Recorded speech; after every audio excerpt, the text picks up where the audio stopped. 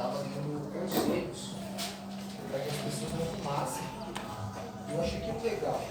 Eu estava compartilhando uma dificuldade dele que ele passou e teve uma consequência que não foi nada legal. Ele perdeu a perna dele.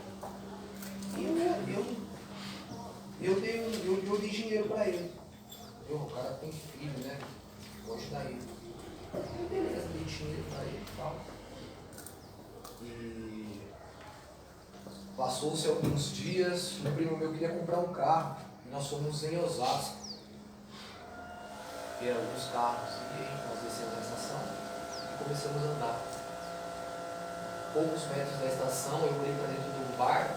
Estava esse cidadão lá dentro do bar, sentado, com uma garrafa sobre a mesa e com um cigarro na mão.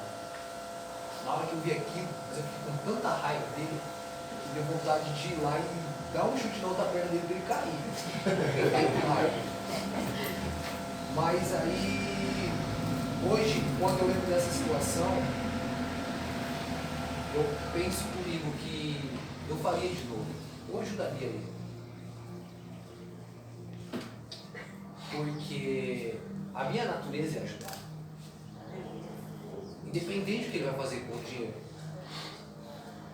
Mais recente aconteceu a mesma coisa. Estava saindo do mercado e um rapaz.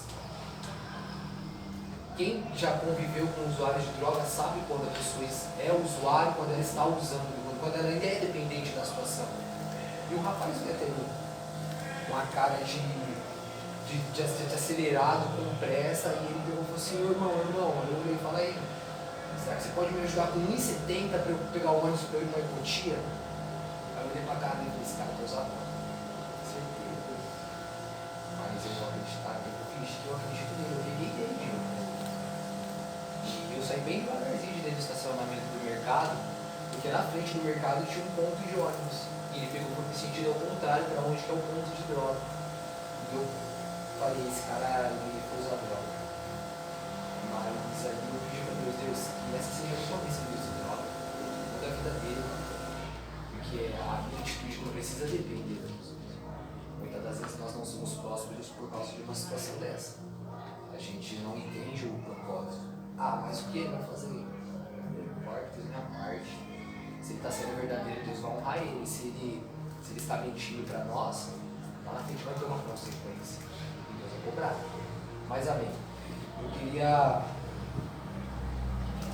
pedir para os irmãos abrirem a Bíblia comigo junto no livro de Atos capítulo 7.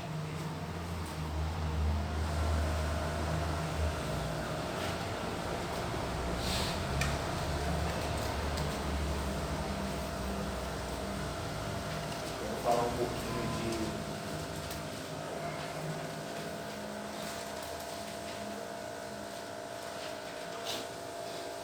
transformação.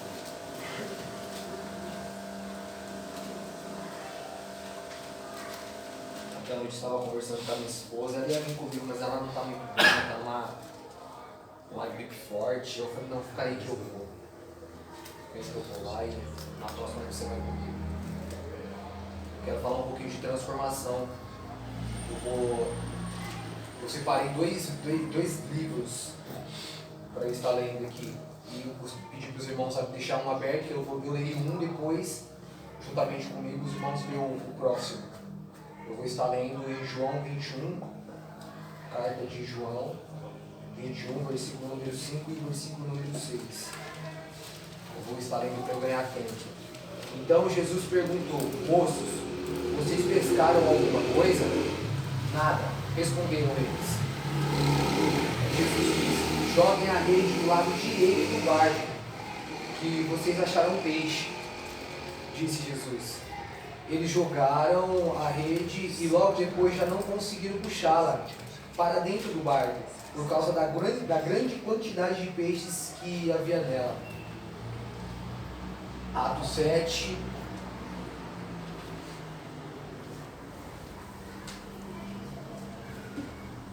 Versículo 55 e 56, que diz assim: mas Estevão, cheio do Espírito Santo, olhou firmemente para o céu e viu a glória de Deus E viu também Jesus em pé ao lado direito de Deus. Então disse: olhem, eu estou vendo o céu aberto e o Filho do Homem em pé ao lado direito de Deus. Dentro desses dois textos no qual nós lemos, eu queria falar um pouquinho de transformação. Eu queria falar um pouco de ser melhor em Cristo. Uma metanoia, uma mudança de mente. Essa semana eu fui num culto. Eu tive o privilégio de que eu trabalho no meu período que eu trabalho não permite que eu consiga ir no culto à noite por enquanto. Eu trabalho num horário meio chato e infelizmente na semana eu não consigo cultuar. Mas devido ao feriado eu fui na quinta-feira, eu fui no culto. E eles estavam falando de transformação. E graças a Deus, às vezes eu acho isso bom, porque eu consigo ter uma leitura a mais de quando as pessoas pregam. Eu também consigo explanar e esticar um pouquinho o chiclete. E eu consigo, não, mas aqui também eu consigo tirar isso. E dentro dessa ministração, Deus colocou isso aqui no meu coração. 2 princípios para eu ser transformado. Para eu ser transformado, 2 princípios. O primeiro que eu quero falar é dessa grande festa, na qual Jesus, a segunda, que tem uma que é citada mais para frente, depois da ressurreição de Cristo. Jesus Cristo morre e os discípulos decidem, Pedro decide voltar a pescar e alguns discípulos o seguem e ele vai pescar. E volta a pescar. Ele pega a rotina normal e acontece como da primeira vez. Ele joga a rede e não pega peixe. E ele fica frustrado. Porque você é uma pessoa experiente, você domina aquilo que você faz. E quando não começa a dar certo, está uma coisa errada. Se torna até estranho, mas por que não está acontecendo? Se eu domino. Mas por que não está fluindo como deveria se eu sei o que eu estou fazendo? O que está de errado? E aconteceu isso com Pedro. E Pedro, ele jogou a rede. Ficou a noite inteira e ele pegou e jogou a rede e Jesus aparece. A princípio eles não reconhecem. E Jesus pergunta: e aí, pegaram alguma coisa? Eles falam: não. Aí Jesus pega e fala: jogue a rede do lado direito. E ele jogou.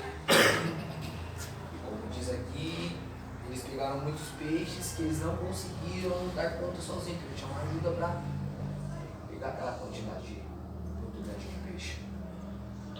Outra situação que me faz entender um pouco de transformação, para mim é uma das histórias mais completas e vivas que tem na Bíblia, que é a história de Estevão. O capítulo 7 de Atos vai dizer que Estevão, em apenas um sermão, ele pregou de Gênesis até esse momento. Falou de todo mundo da Bíblia. Descascou, lindo em cima daquele povo. E aquilo gerou uma ira muito grande. Ao ponto que ele foi apontado. Ele foi julgado para ser morto, ele foi apedrejado até a morte. Porque ele disse a verdade. Porque ele disse que aquilo que aquele povo naquela época não estava tendo coragem de dizer. Ele não se preocupou com a consequência. E assim somos nós. Muitas das vezes, por nós seguramos a verdade porque nós temos medo de uma consequência que ela pode gerar lá na frente. E isso muitas das vezes bloqueia o trabalhar de Deus. Isso nos limita. Isso faz que a obra de Deus ela não expanda da maneira qual ela tem que expandir. E Estevão não pensou nisso. Eu vou fazer o que tem que ser feito. Lógico que ele fez com ética, sem agredir ao próximo, sem ser uma pessoa mala nos dias de hoje, sem querer cortar a pessoa do pão da fila, na fila do pão. Ele não quis. E mesmo ele sendo coerente, ético, uma pessoa que sabia que dominava aquilo que ele falava, ele foi apontado. E isso é o princípio do Evangelho, do que eu entendo. Se você fala de Jesus Cristo e não causa incômodo, tem alguma coisa errada. Porque Jesus, ele nos constrange. Se nós que vivemos com Ele, que nós fazemos de tudo para estar mais perto dele, nós nos sentimos constrangidos, quem não está com Ele deveria se sentir mais ainda. E hoje não é assim. Hoje é da hora falar de Jesus. É muito louco. Nessa madrugada eu peguei e falei para minha esposa, eu tenho medo de falar de Jesus. Eu tenho medo. Porque Ele não é qualquer. Eu não posso sair para aí jogando palavras ao vento. Estou falando do meu amigo, estou falando do meu trabalho, de Jesus, morreu por mim. Ele fez uma coisa por mim, sendo que eu nem mereço. O que Ele fez, hoje ninguém faz. Ele se colocou no meu lugar. O que Ele sofreu é para eu, para nós sofrermos. A cruz que Ele carregou era nossa. O sangue que Ele derramou foi por nós. Eu tenho medo de falar. Ele me constrange. Eu não me sinto nem medo, eu estou tremendo, eu estou com medo. Ele causa isso em mim. Esse sentimento de tentar mostrar alguma coisa por próximo, isso me gera medo. No decorrer desses dias aconteceu uma situação, até conversei com o Fernando na onde eu trabalho, a respeito da deputada. Eu ainda peguei e falei, tomara que isso não seja mais um escândalo. Tomara que não seja, porque vai ficar feio. Nós estamos mais uma vez envergonhando o nome de Jesus.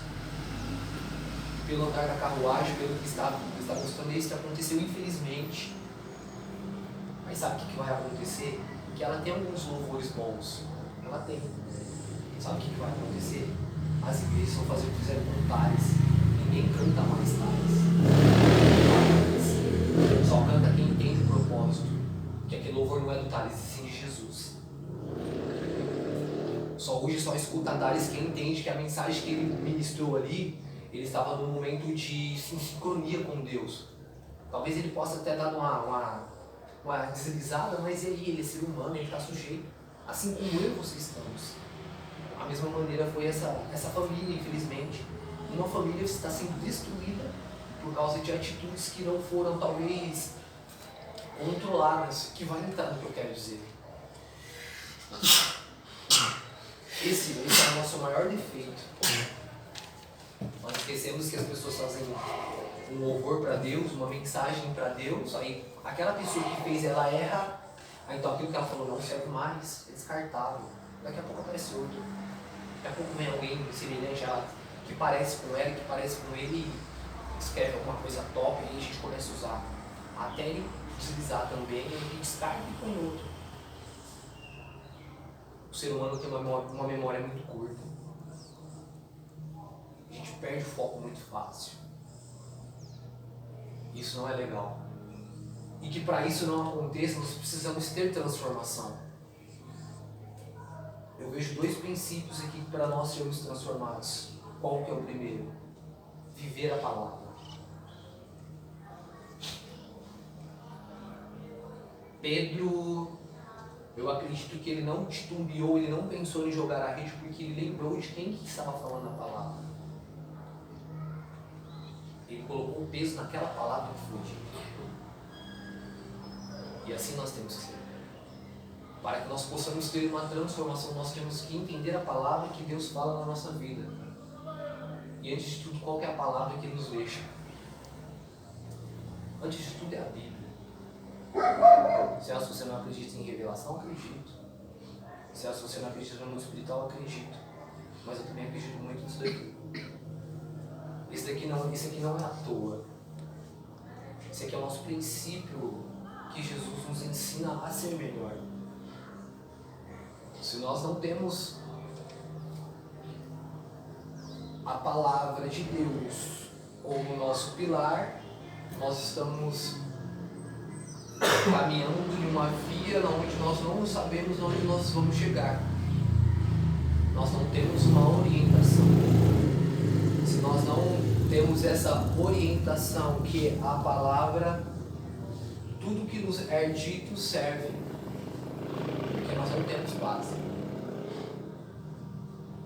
É a mesma coisa que você comprar um carro de última geração e você não saber nem na onde liga. Vivi algo semelhante, trabalhei um período num lava rápido, chegou um carro lá que o carro não tinha lugar para eu colocar a chave, eu fiquei perdido no carro. Eu não sabia, eu não conhecia, era novo para mim. E era só um botão. Eu nem sabia onde era o botão, o dono do lava rápido ficou rindo da minha cara. E muitas das vezes é assim, as pessoas riem da nossa cara porque elas não sabem onde é o botão. Eles nos vendem qualquer coisa e nós aceitamos, sendo que nós temos o direito de ter uma ideia própria daquilo que a Bíblia nos ensina, ter uma ideia própria, mas no sentido de da coisa correta, porque a palavra ela se renova a cada dia, a palavra ela se expande de uma maneira diferente para cada um. Talvez o Fernando possa pegar essa Bíblia aqui, ou o irmão pegar a Bíblia e interpretar totalmente diferente do que eu estou tentando dizer para vocês, porque isso é um grau de intimidade que cada um tem com a palavra, mas isso você só adquire quando você lê a palavra. E eu posso ler isso daqui a 2 semanas ou até mesmo daqui a pouco e eu entender totalmente diferente, porque eu faço de tudo para ter intimidade com a palavra. Nós temos um erro muito comum, é cultural isso no Brasil, principalmente no Brasil. Nós só pegamos a Bíblia quando nós estamos na igreja ou quando nós estamos no culto. Ela só funciona quando eu preciso. Eu só coloco a mão nela quando a minha necessidade faz com que eu tente entender alguma coisa. Eu não coloco a mão na palavra quando eu preciso ser melhor em Cristo, quando eu preciso entender alguma coisa que está me causando uma certa dificuldade de ser entendida. Aí eu espero alguém vir, ler uma palavra para que eu possa ser alimentado, sendo que Jesus falou que é para todos. O acesso foi liberado para todos. A intimidade é para todos. O poder de interpretação ele é liberado. Isso eu não estou falando que eu não preciso ouvir o meu pastor, eu não preciso ouvir o irmão quando ele ministra uma palavra. Não. Eu estou falando que você precisa saber, porque tem pessoas lá fora que precisam de uma palavra. E nem sempre o irmão ou o pastor vai estar do lado, tem que ser você. Se você domina a palavra, o evangelho cresce. Se você domina as escrituras, mais almas são alcançadas. Você tem respaldo, você tem segurança naquilo que você vive. A palavra ela é uma base muito importante. Ela é. Outra situação também que me causa transformação, Estevão me ensina. Eu tenho palavra, eu domino a palavra. Só que eu ainda preciso olhar para Jesus. A palavra me orienta, mas é Jesus que me protege. Eu preciso casar os dois. Sem os dois eu sou metade, eu sou incompleto. Estevão nos ensina isso, ele domina a palavra. Ele pegou de Gênesis até o dia na qual ele foi apedrejado.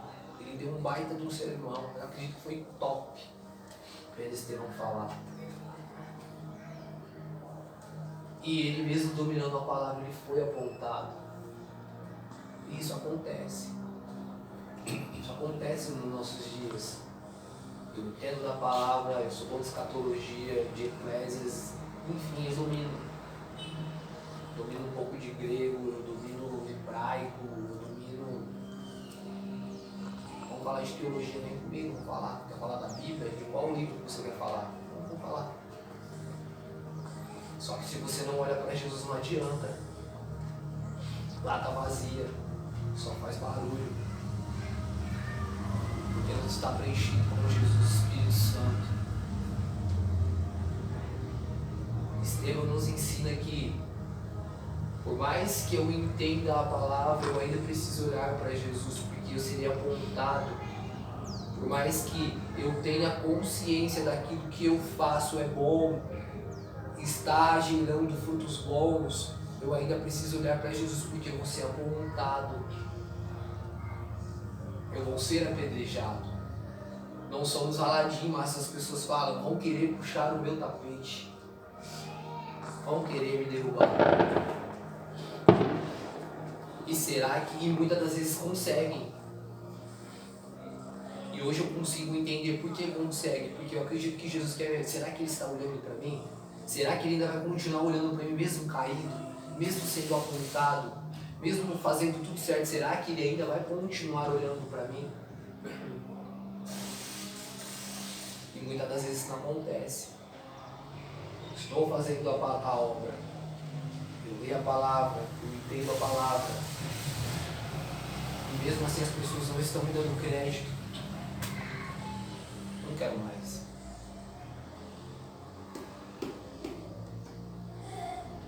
Perdemos o alvo fácil. Paramos de olhar para aquele que nos chamou. Desistimos de viver aquilo que Ele colocou na nossa vida.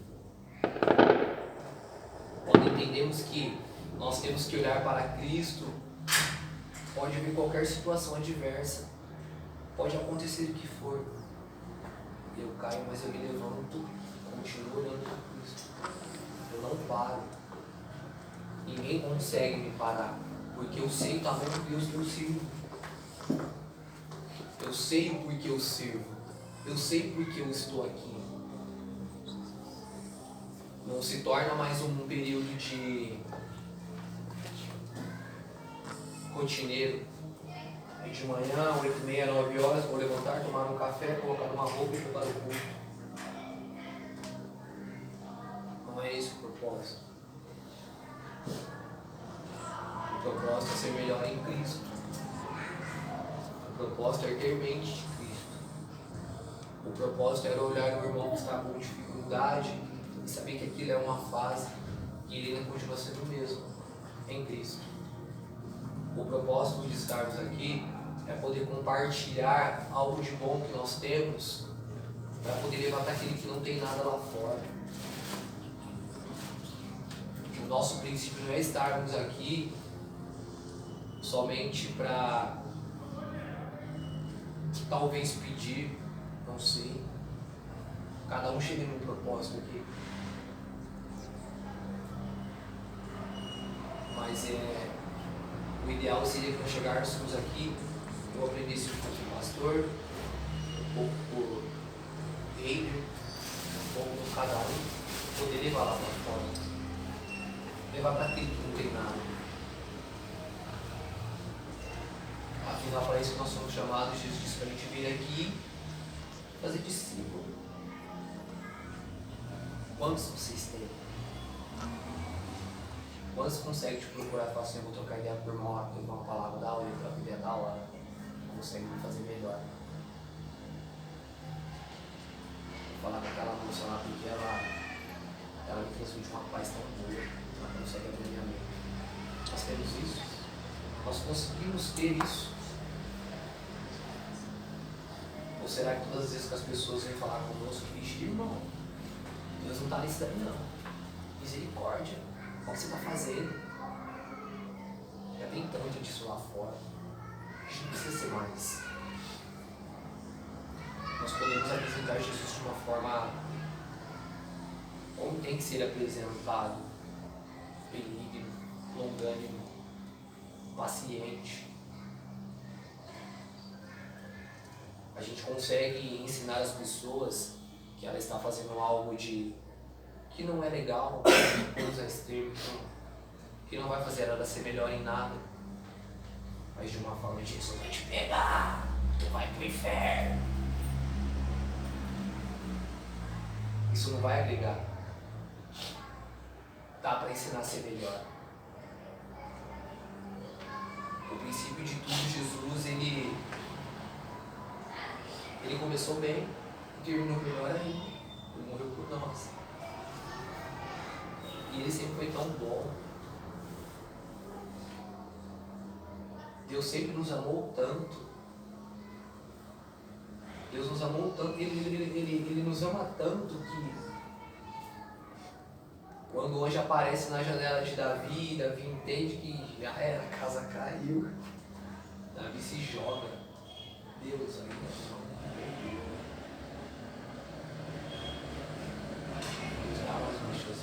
Não só mais uma, como várias. Ele nos ensina que, por mais que nós façamos coisas que não agreguem em nada na nossa vida, ele ainda. Ele falou uma palavra uma vez para mim, e isso eu gravei no meu coração. Ele comentou comigo que um rapaz uma certa vez o procurou e ele era dependente, algo assim. E toda vez ele chegava, Nando, eu errei, e o Fernando olhava assim, vamos começar de novo? Assim Jesus faz com a gente. A gente vai lá, ramela, sai da casinha, aí Jesus olha para nós, passa a mão na nossa cabeça e fala, vamos começar de novo. Mas ele só vai fazer isso quando você entende que eu errei, mas eu preciso continuar olhando para ele. Porque imagina, se errando, como ele já é difícil, imagina errando sem ele. Sem olhar para ele. A gente está perdido. Nós não vamos chegar a lugar nenhum. Que nós possamos entender que eu preciso da palavra para ter uma direção, mas eu preciso olhar para Cristo para ser guardado nele. Eu queria só colocar um louvor, eu posso, Fernando? Para vocês entenderem.